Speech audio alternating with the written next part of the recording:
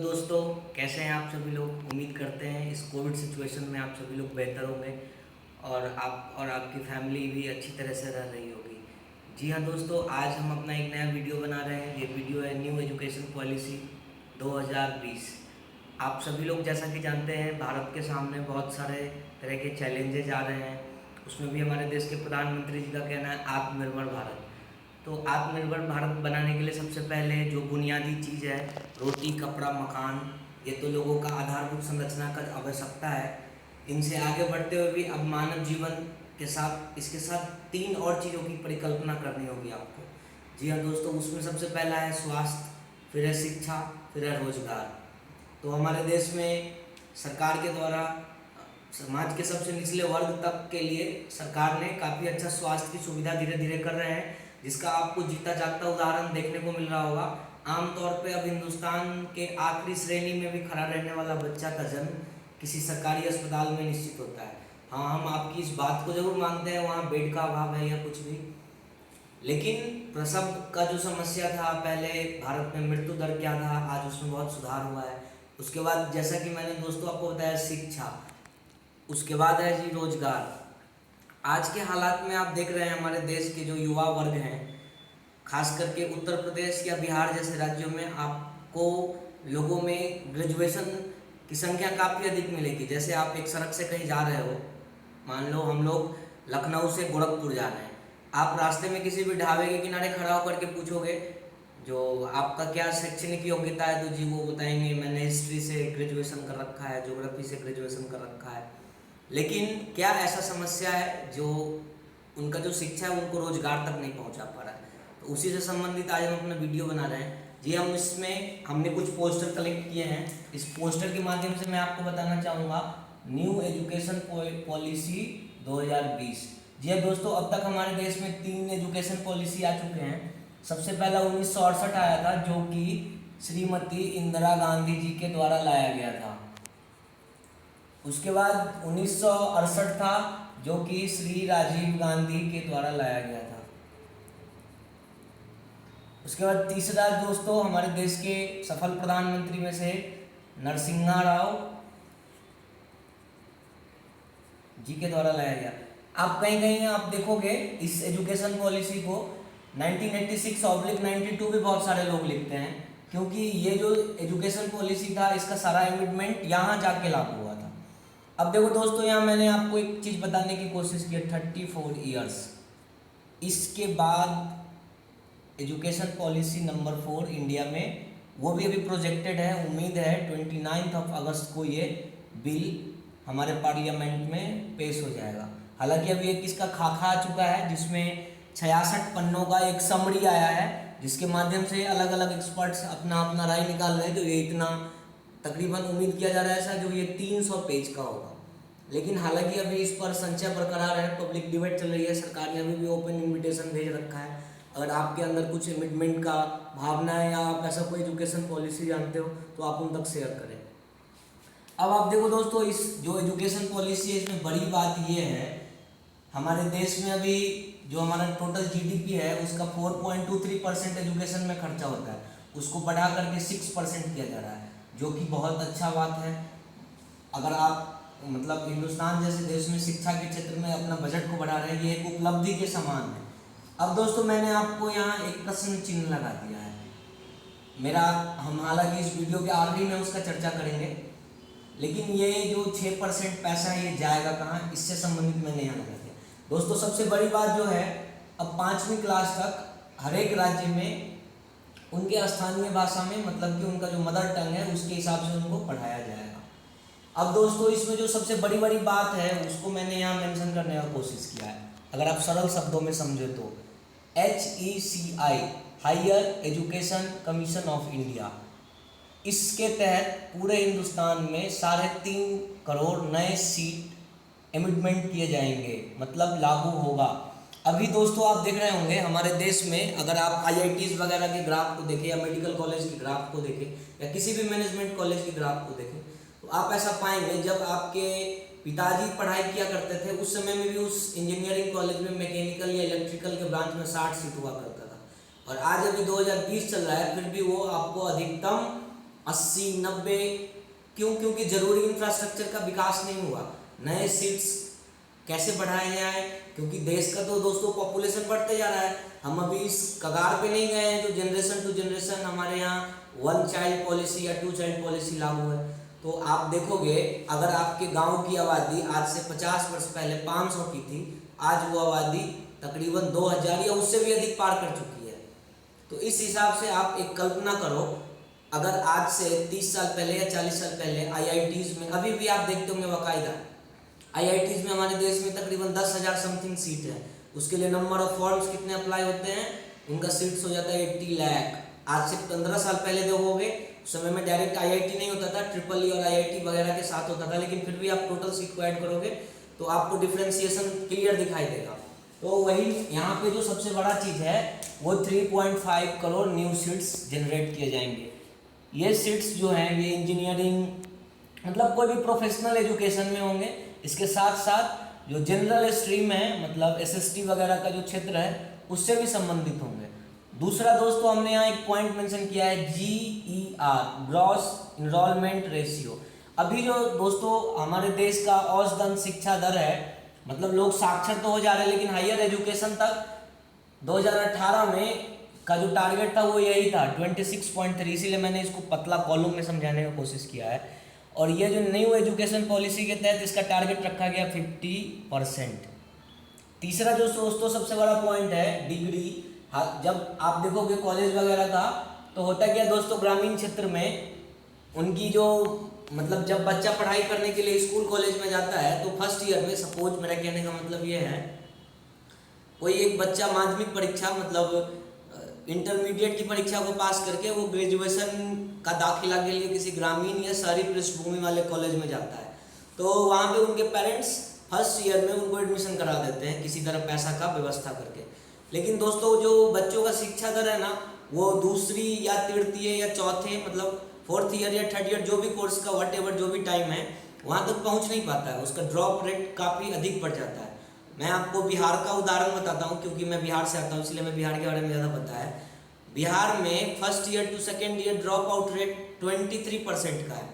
ये मैं आपको पटना यूनिवर्सिटी और उसके समकक्ष जो 1-2 यूनिवर्सिटी उन्हीं का बता रहा हूँ। ऐसे ही बिहार के बगल का राज्य बंगाल, वहाँ जादवपुर यूनिवर्सिटी में भी ये 11% के आसपास है।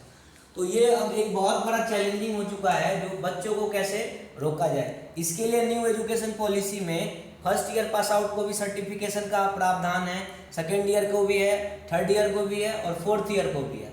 हालांकि इसका टर्म अभी लोग आइडिया लगा रहे हैं, जो अगर आप 3 साल का पढ़ लेते हो तो 3 साल के बाद आपको डिग्री मिल जाएगा, चौथा अगर पढ़ लेते हो तो R&D के। लेकिन अभी इसका कुछ भी, चूंकि फाइनलाइज ब्लूप्रिंट नहीं आया है, तो कुछ भी कहना मुश्किल होगा।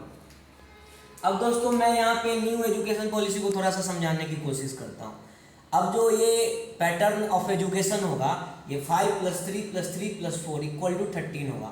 मतलब दोस्तों ये जो 5 है, ये हालांकि हिंदुस्तान के प्राइवेट स्कूल्स में पहले से ऐसे हो रहे हैं। मतलब अगर आप पढ़ाई के टर्म में इसको सोचो, तो किसी कहीं पे आपको प्रिपरेटरी क्लास मिलेंगे, या कहीं मॉन्टेसरी क्लास मिलेंगे, या कहीं लोग नर्सरी से शुरू करते हैं। लेकिन हमारे देश के जो सबसे बड़ी आबादी का जो शिक्षा का दर है, वहाँ पे ये अभी भी 2, मतलब वहाँ 1 क्लास से ही शुरू हो रहा है। यहाँ पे दोस्तों क्या होता है, वो नर्सरी, LKG, UKG 1 और 2 यहाँ तक इसमें आप कवर करेंगे। फिर यहाँ पे वो जो है वो 3 ईयर के टर्म में ऐसे बच्चे 5th क्लास में पहुँच जाएंगे, वहाँ से फिर 8 में जाएंगे, और वहाँ से सीनियर सेकेंडरी, मतलब 9, 10th, 11, 12, इस तरह से ये टोटल 13 हो जाएगा। अब भी जो दोस्तों हमारे देश में पैटर्न चल रहा है, जिसमें हमारे देश की सबसे बड़ी आबादी फ़ायदा लेती है, आप टेलीविज़न या रेडियो वगैरह सुनते होंगे, तो आप सुनते होंगे सर्व शिक्षा अभियान का नाम। वो दोस्तों हमारे देश में इस व्यवस्था पे काम करती है। मतलब लोग पहला क्लास में एडमिशन लेते हैं, फिर दूसरा में प्रमोट होते हैं, यहाँ से 3, 4, 5 इस तरह से आगे वो प्रमोट होते चले जाते हैं। मतलब अगर आप उनका टर्म देखो तो यहाँ तक का एक है, यहाँ 6 to जो 10th है वो यहाँ है, और 11th + 12th यहाँ है। इस तरह से ये 12 ईयर हो जाते हैं। अभी जो दोस्तों हमारे देश का एजुकेशन पॉलिसी है, मतलब अभी के जो भी बच्चे हैं जनरेशन के, वो इसी पॉलिसी पे पढ़े होंगे। या यहाँ पे हो सकता है अगर आप प्राइवेट स्कूल वगैरह से पढ़े हो तो यहाँ 3 ऐड कर सकते हो, लेकिन ओवरऑल जो है वो यहाँ से यहाँ तक ही है। इस एजुकेशन पॉलिसी के तहत क्या होता है, औसतन 6 to 14 ईयर्स का गवर्नमेंट का टारगेट है। जो बच्चे 6 ईयर्स के हो जाते हैं उनको स्कूल तक पहुंचाना है अभी के मौजूदा शिक्षा व्यवस्था में। लेकिन यहाँ पे दोस्तों ये चीज़ नहीं होगा, ये जो है यहाँ पे घट करके 3 ईयर्स हो जाएगा। अब ये होगा कैसे, ये तो एक बहुत बड़ा चैलेंजिंग काम है। तो मैं आपको बताता हूँ, इसके लिए हमारे देश में पहले से व्यवस्था है, लेकिन ये सर्व शिक्षा अभियान के तहत नहीं जोड़ा होगा। अगर आप ग्रामीण क्षेत्र से या शहरी क्षेत्र कहीं भी रहते होंगे, मतलब रूरल या अर्बन एरियाज में, तो आप सुनते होंगे आंगनवाड़ी केंद्र। जी वही है ये आंगनवाड़ी केंद्र में ही। अब हालांकि एक दो बहुत बड़ी बात चैलेंजिंग हो जाती है, जो बच्चे कैसे प्रमोट होकर के या जो टीचर हैं वो टेक्नोलॉजी वाइज कैसे अपडेट होंगे, उसके लिए हम आगे बात करते हैं। ये तो खैर आपने समझ लिया। अब जो इसका मेन मोटिव है, अब देखो यहाँ क्वालिटी ऑफ एजुकेशन। अब क्वालिटी ऑफ एजुकेशन मेरा कहने का मतलब ये है, हमारे देश में अभी जो मौजूदा व्यवस्था है उसका कोई क्वालिटी खराब नहीं है, बाकायदा बहुत अच्छा है। अब मैं आपको कुछ उदाहरण देता हूँ समझाने के लिए। आईआईटी का नाम आपने जरूर सुना होगा, आईआईएम का नाम जरूर सुना होगा, या फिर इस तरह की आजकल मेडिकल के पढ़ाई के लिए भी all India council of medical AIIMS का नाम जरूर सुना होगा। अब दोस्तों आपको यहाँ से बीटेक करने वाले स्टूडेंट्स काफ़ी मिलेंगे, लेकिन इनका जो सक्सेस रेट है ना एमटेक का, वो इंडिया के बाहर ज़्यादा हो जाता है। वो क्यों होता है, वही दोस्तों यहाँ डिपेंड करता है क्वालिटी ऑफ एजुकेशन। ऐसा स्टूडेंट्स का ब्लेम होता है, हालांकि मेरा व्यक्तिगत अनुभव नहीं है क्योंकि हम उस तरह की पृष्ठभूमि में एजुकेशन हासिल नहीं किए हैं, लेकिन मेरा भी ऐसा मानना है, वो सही बोलते होंगे। यहाँ पे जो उनका एजुकेशन का लेवल है ना, वो रिसर्च R&D वगैरह का उतना बड़ा एटमॉस्फेयर उन्हें अवेलेबल ही नहीं कराया जाता है जो वो इतना बड़ी उपलब्धि को हासिल करे। इस तरह से ये IIM या एम्स में भी मिल जाएगा। अब दोस्तों मैंने लिखा है education is directly proportional to job. आजकल के दौर में भी अब दोस्तों वो जमाना नहीं रहा जब लोग ज्ञान के लिए पढ़ते थे। अब लोग पैसा कमाने के लिए पढ़ाई करना चाहते हैं या प्रोफेशनल बनने के लिए पढ़ाई करना चाहते हैं। आज आप देखोगे, मैं आपको उदाहरण के लिए बताता हूँ, AICTE all India council of technical education के डाटा के हिसाब से हर एक वर्ष हिंदुस्तान में 9 लाख इंजीनियरिंग की डिग्री दी जाती है। लेकिन अगर आप गवर्नमेंट ऑफ इंडिया के इंडस्ट्री डिपार्टमेंट से पूछोगे, जो GET मतलब ग्रेजुएट इंजीनियर ट्रेनिंग के टर्म में कितने लोग इंडस्ट्री में या तो इंटर्नशिप के लिए आते हैं या एज ए एम्प्लॉयमेंट आते हैं वो, तो आपको उसका डाटा मिलेगा जी दोस्तों 2 से 2.5 लाख के बीच में। ये मैंने आपको एक एवरेज बताया जो पिछले 8 से 10 साल का डाटा है। तो आप बताओ, लोग पढ़ाई तो कर ले रहे हैं, उनको रोजगार मिलेगा नहीं। अब आप एक चीज़ बताओ, कोई इंसान मेट्रोट्रॉनिक्स या इलेक्ट्रॉनिक्स से बीटेक करके अपने गांव में तो रेडियो का मरम्मत करेगा नहीं, टेलीविज़न तो बनाएगा नहीं। इसीलिए मैंने यहाँ जरूर मेंशन किया education is directly proportional to job. सबसे पहला आप देखोगे विदेशी यूनिवर्सिटीज़ वगैरह का, उनके पास जो भी नंबर ऑफ स्टूडेंट्स पढ़ते हैं ना, उनके पास नंबर ऑफ ओपनिंग, उनकी जो मार्केट रिसर्च टीम है वो तभी तैयार कर लेती है। सपोज अगर हमने एक कोर्स में 120 बच्चों का एडमिशन लिया, तो मेरा जो क्वालिटी ऑफ एजुकेशन है उसको अगर हम जॉब के टर्म में एवलूएट करें तो हम उसको 120 स्टूडेंट को हर हाल में जॉब दे देंगे। लेकिन दोस्तों हमारे देश में ये चीज़ शीर्ष स्तरीय एजुकेशनल इंस्टीट्यूशन में ही है, उसके बाद नहीं है। उसके बाद मैंने आपको यहाँ बताया सक्सेस रेट। ये एक सबसे इम्पोर्टेंट पॉइंट है जो अभी आपने देखा होगा। आज मैं 13 तारीख को अपना ये वीडियो रिकॉर्ड कर रहा हूँ। इससे 2 रोज पहले भारत के जो मानव संसाधन मंत्री थे, अब हालांकि उसको शिक्षा मंत्रालय कहा जाने लगा, मतलब भारत के जो शिक्षा मंत्री थे, उन्होंने बताया जो सक्सेस रेट जो है हमारा वो इतना खराब है। मतलब मैं आपको एक उदाहरण उसका देता हूँ। सुंदर पिचाई का नाम आप सभी लोग जानते होंगे। वो इंडिया के एक IIT से पढ़े हैं, हालांकि वो अपने आगे के पढ़ाई के लिए अमेरिका चले गए, क्योंकि वहाँ पर जो भी मैंने यहाँ पॉइंट मेंशन किया है, क्वालिटी ऑफ एजुकेशन नहीं दिखाई दिया, या वो ओवर ब्रिलियंट थे या वर्ल्ड क्लास इन्वायरमेंट में पढ़ना चाहते थे, एजुकेशन सिस्टम के तहत पढ़ना चाहते थे। लेकिन उन्होंने पढ़ा तो IIT से ही, लेकिन वो हिंदुस्तान के लिए एक भी दिन जॉब नहीं की है। मैं आपको एक उदाहरण देता हूँ। हालांकि अब वो जिस डेजिग्नेशन में वहाँ से इंडिया के लिए काफ़ी कुछ कर रहे हैं, लेकिन मैं आपको इससे भी एक सरल उदाहरण देता हूँ। एक औसतन आप बाहर की यूनिवर्सिटीज़ में देखोगे, पढ़ाई करोगे या उनका अगर नॉर्म्स जानोगे, वहाँ क्या होता है, गवर्नमेंट उनको मतलब सब्सिडरी फैसिलिटी में एजुकेशन जरूर देती है, लेकिन बदले में जब वो एम्प्लॉय हो जाते हैं किसी कंपनी के तो वो रिटर्न लेती है। लेकिन हमारे देश में सरकार ने इस प्रथा को जिंदा किया, लेकिन अभी भी डोनेशन देने वाले लोगों की संख्या कम है। तो हम लोग जो बात करते हैं सक्सेस रेट में प्रॉब्लम ये है, लोग पढ़ाई तो कर लेते लेकिन विदेश चले जाते हैं। उनको रोकना हमारे सरकार का पहला कर्तव्य बन गया है। उसके लिए हमें क्या करना पड़ेगा, नंबर ऑफ ओपनिंग्स अधिक आने होंगे, या उनका जो सैलरी है वो INR की फैसिलिटी को और डेवलप करके, मतलब हमारा जो करेंसी है उसमें सपोज जैसे अगर आप मॉडर्न बिजनेस सब की बात करो, तो मैं एक एग्जांपल बताता हूँ आपको। गुड़गांव ये इंडिया में पर कैपिटल इनकम में मतलब शहरी एरिया में दूसरा स्थान पे आता है। यहाँ पे सपोज एक 3 इयर्स इंजीनियरिंग कैंडिडेट का एवरेज सैलरी 40,000 का है। अगर यही सेम चीज़ अगर किसी यूरोप कंट्री में 3 साल के एक्सपीरियंस पे बच्चे चले जाते हैं तो उनको लाखों में सैलरी मिलती है। ये हम आपको यही फ़र्क बताने की कोशिश करें। इसलिए हमारे सरकार का सबसे पहला टारगेट है जो कैसे हम बच्चे को अपने देश में रोकें, उनको उस तरह की एजुकेशन दें। अब मैं आपको उन्हीं के माध्यम, जो शिक्षा मंत्री का मैंने नाम बताया, मैं आपको बता रहा हूँ, जो बच्चे भारत से विदेश में पढ़ाई करने के लिए चले जाते हैं, उनका जो एक औसत खर्चा है वो एक साल में 1 लाख करोड़ रुपए की है। तो दोस्तों आप थोड़ा सोच कर देखो, ये जो इतना बड़ा पैसा है वो हम फ्री में विदेश के सरकारों को या अलग अलग देश की व्यवस्थाओं को दे देते हैं। तो उसी को हमने यहाँ हमारे देश की सरकार ने सुधारने की कोशिश की है। अब दोस्तों उससे बड़ा चीज़ है हायर एजुकेशन सिस्टम। अब आपको बहुत सारे स्टूडेंट हिस्ट्री, ज्योग्राफी या किसी भी स्ट्रीम में, फिजिक्स, केमिस्ट्री में पास आउट मिल जाएंगे, लेकिन उनको पता ही नहीं है, और मतलब एक्चुअल एजुकेशन उन्हें मिला ही नहीं है। वो क्यों नहीं मिला है? क्योंकि हमारे यहाँ पे उतने लिटरेट प्रोफेसर नहीं है, वैसा लाइब्रेरी नहीं है, वैसा डिजिटल लाइब्रेरी नहीं है, उनके पास सोर्स का बहुत सारा कमी है। और दोस्तों इससे जो सबसे बड़ा बात है, कई बार हम भी अपने जीवन में फेस करते हैं, आप भी देखते होंगे, जैसे आप किसी एक प्राइवेट फार्म में काम करते हो, उसकी ऑर्गेनाइजेशन लेवल में अगर आप बात करोगे, तो जैसे कोई, मैं आपको उदाहरण के लिए बताता हूँ, इंजीनियरिंग ड्राइंग, उसमें अगर आप किसी से पूछोगे, क्योंकि मैं मैकेनिकल ब्रांच से हूँ तो हमें उसके बारे में ज़्यादा आइडिया है, इसीलिए मैंने इंजीनियरिंग ड्राइंग का नाम बताया। तो आप किसी से बात करोगे तो कोई बोलेगा जी मेरे सिलेबस में तो ये था, मेरे सिलेबस में ये था। मतलब अगर 3 तरह की यूनिवर्सिटी से बच्चे पढ़ के आए हैं, गवर्नमेंट, डीम्ड या प्राइवेट, तो उनका तीनों का सिलेबस अलग है। लेकिन अब ऐसा नहीं होगा, न्यू एजुकेशन पॉलिसी के तहत सभी लोगों का सिलेबस एक ही होगा। ये तो खैर इसका ओवरऑल कंक्लूजन था जो मैंने आपको बताने की कोशिश की।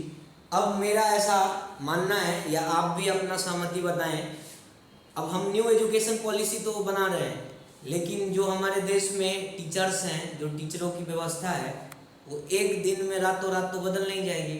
आप यहाँ देखो, एजुकेशन पॉलिसी को इम्प्लीमेंट करने में इतना लंबा गैप लग गया।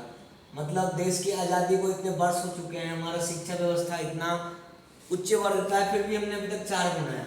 लेकिन ये जो एजुकेशन पॉलिसी 2020 है, इसके लिए एक रात में टीचर कैसे ट्रेंड हो जाएंगे? हालांकि मैं इसका कोई डिनाई नहीं कर रहा हूँ, मैं आपको कुछ टर्म्स बता रहा हूँ जो मैंने इंटरनेट के सोर्स से, या जो मैंने आपको समरी बताया 66 पेज का, जो मानव संसाधन विकास मंत्रालय के वेबसाइट में उपलब्ध है। मैं जो भी आपको बता रहा हूँ वो वहाँ से पढ़ा हुआ चीज़ बता रहा हूँ।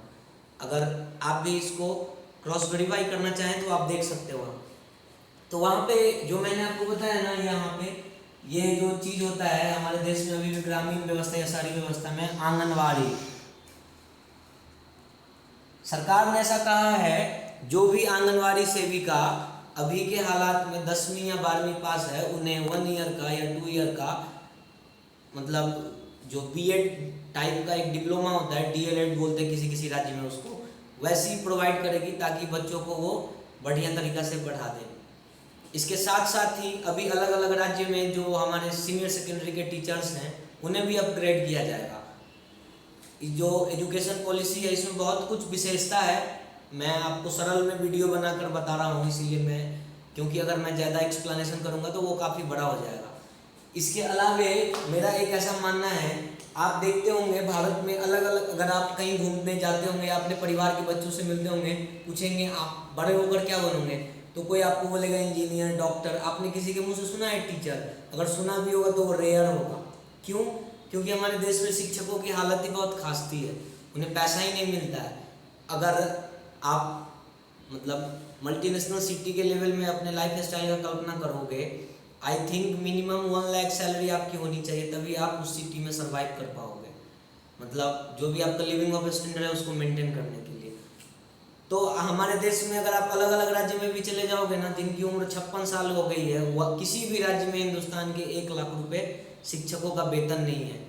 ये भी कहाँ है, तो वो उसको पेशेवर तरीका में लोगों ने बना दिया है। ये आपको दिखाई देगा हिंदुस्तान के शैक्षणिक शहर जैसे कोटा, हैदराबाद, जहाँ 10+2 बेस्ट इंजीनियरिंग या मेडिकल या किसी भी तरह के प्रिपरेशन, चार्टर अकाउंटेंसी के प्रिपरेशन के लिए बच्चे जाते हैं, उस तरह के टीचर की सैलरी मिलेगी। लेकिन दोस्तों, शिक्षा का वास्तविक अर्थ वो नहीं है। शिक्षा किसी भी राष्ट्र के निर्माण का पहला कदम है, मतलब प्राथमिक शिक्षा। अगर आप इसी टर्म को विदेश में देखो तो आपको जान करके हैसरत होगी, मतलब हैरानी होगी। जो किसी भी, मतलब मैं यूरोप की बात बता रहा हूँ, वहाँ पे जो प्राइमरी स्कूल्स के टीचर होते हैं ना, उनका सेकेंडरी स्कूल के टीचर के सैलरी के कंपेयर में प्राइमरी वालों का सैलरी ज़्यादा होता है। लेकिन क्या हमारे देश में ऐसा व्यवस्था है? नहीं। आप सभी लोग जानते हैं प्राइवेट स्कूल में पढ़ाने वाले टीचर की क्या सैलरी होती है। 10,000 20,000 रुपये का भी महीना उन्हें बड़ी मुश्किल से मिलता है।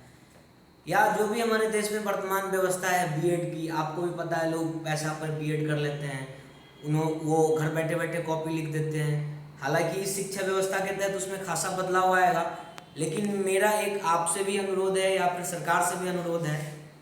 हमारे हिसाब से, जैसे आप जानते हो हमारे देश में अलग अलग तरह के सर्विसेज होते हैं, उसी तरह से एक टीचिंग के लिए भी सर्विसेज बना दिया जाए। जो दोस्तों मैंने यहाँ आपको बताया था, जीडीपी का 6% हम लोग इन्वेस्ट करेंगे, वो उस पैसा को देख रेख करने वाला कौन होगा? आज है सर्व शिक्षा अभियान, लेकिन उसका एक्सप्लेनेशन जरूरी है।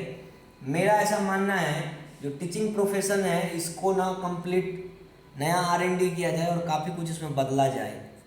इसके बाद दोस्तों मेरा ऐसा मानना है, जैसे आप सुनते होंगे लोग IAS के प्रिपरेशन के लिए अगर पिछले एग्जाम में वो IPS बन जाते हैं, वो छोड़ देते हैं। उसी टर्म पे भारत में एक टीचिंग सर्विसेज के लिए भी कमीशन होना चाहिए, मतलब आयोग का निर्माण होना चाहिए। मैं हालांकि इतना बड़ा बहुत जानकार नहीं हूँ, लेकिन मैं आपको यहाँ बताने की कोशिश किया हूँ या अपने दिमाग में सोचा हूँ। Indian education system public services या इंडियन टीचिंग सर्विसेज, इसके तहत जैसे ही बच्चों का चयन होगा, जैसे आप एक बच्चा किसी एक कलेक्टर को देखकर कितना प्रभावित होता है, आमतौर पे आप UPSC टॉपर के मुंह से इस तरह की कहानी सुनते होंगे। मेरा वही कहना है, अगर हमारे देश का जो वर्तमान शिक्षा व्यवस्था है उसमें काफ़ी बड़ा बदलाव किया जाए और जो UPSC बेस्ड एग्जाम कमीशन है वो अपना सर्विस कमीशन के थ्रू अगर टीचर का रिक्रूटमेंट हो अलग अलग स्टेट में, फॉर अभी उसको वो ट्रायल प्रोजेक्ट पे ही ले ले। अगर इस तरह का शिक्षा व्यवस्था को हम डेवलप करेंगे तो हमारे देश का जो बुनियादी हिस्सा है, आखिरी एक, मतलब देश की लोकतांत्रिक व्यवस्था में सबसे आखिरी में खड़ा हुआ व्यक्ति को भी वैसा ही क्वालिटी ऑफ एजुकेशन मिलेगा जैसा दिल्ली में प्रधानमंत्री के परिवार का रह रहा व्यक्ति शिक्षा ले रहा हो, या हिंदुस्तान के देहरादून में दून पब्लिक स्कूल जहां भारत के सबसे अधिक राजनेताओं के बेटा पढ़े हैं, जैसे ज्योतिरादित्य राजे सिंधिया या राहुल गांधी वगैरह, इस तरह का काफ़ी सारा नाम है। उस तरह की क्वालिटी ऑफ एजुकेशन पूरे देश को मिलेगी। आशा करते हैं आपको हमारा वीडियो अच्छा लगा होगा। अगर आपके भी दिमाग में कुछ इस तरह का चीज़ चल रहा हो तो आप हमें कमेंट के रूप में बताएं और आप हमारे वीडियो को लाइक करें, मेरे चैनल को सब्सक्राइब करें। Thank you.